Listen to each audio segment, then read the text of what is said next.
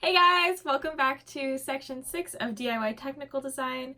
In this section, we're going to be talking about your bill of materials page in your tech pack as well as color.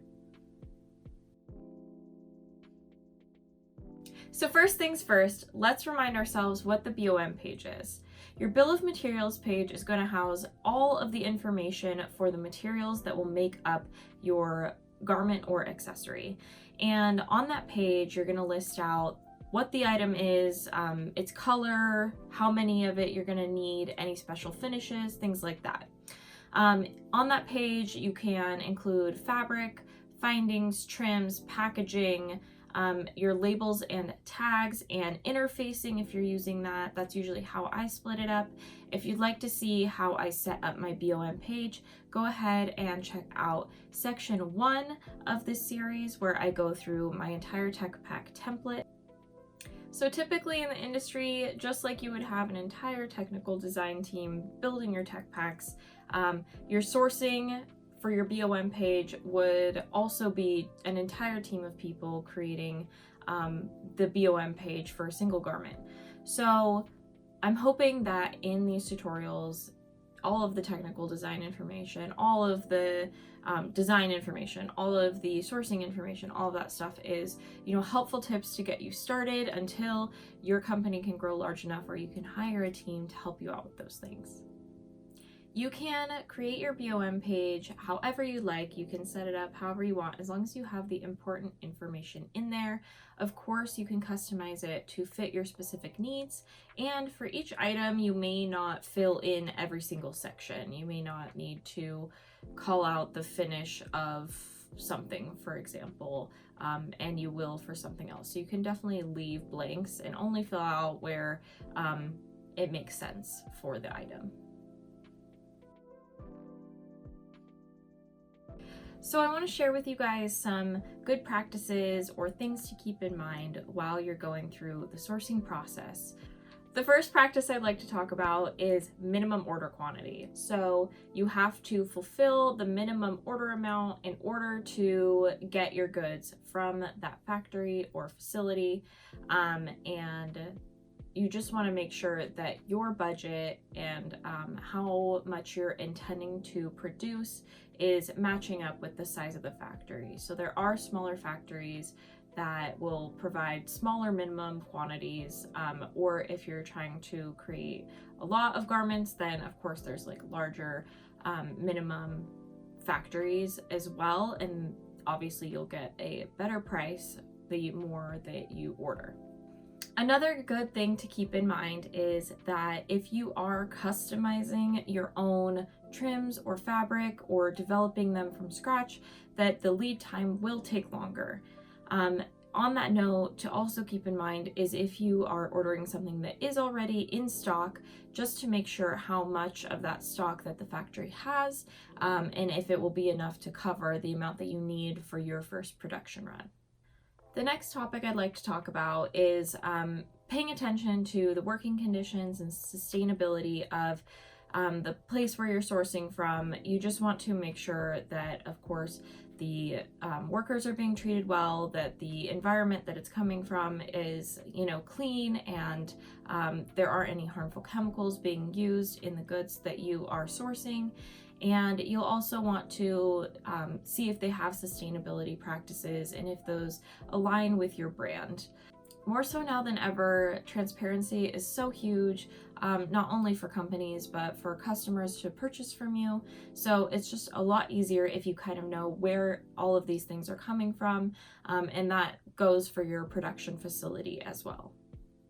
I highly recommend to see samples of any trims or fabric that you'll be using in your garment in person, and to also work with your factory to make sure that all of the things that are coming in don't have any imperfections. Test it for the durability as well, and they can let you know if they're seeing any problems, and be sure to keep a sample of those things so that you have those for the future. If something does go wrong, you can be like, okay, this is the sample that I got, and compare it to see if there was any change after you had approved it. Keep in mind that your sourced goods are going to have to be transported to where your production facility is. So just keep in mind if there's any import tariffs or taxes that you need to be concerned about, or if there are any special programs that your factory uses to import those goods to them. Just keep that in mind as you are looking to source goods. It may be easier to source within the same country, so you have a little bit less to worry about.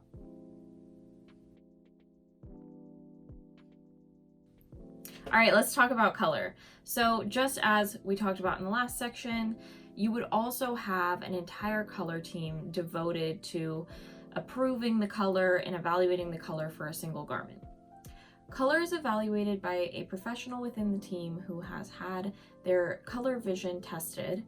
And what they do is they go into what is called a light box, which has a controlled light source, and they compare the color of the request versus the trim or fabric swatch.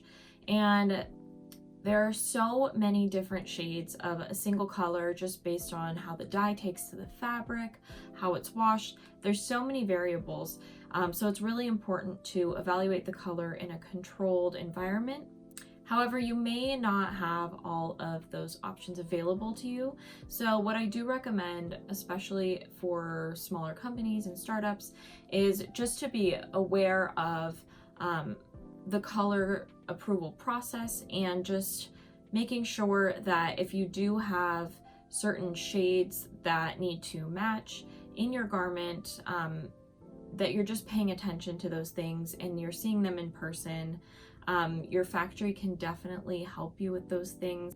There are some factories who can help you with the color approval process, but basically just making sure that your shades are falling within the same hue and that any colors that are different are also complementary, and just making sure you're seeing those things in person.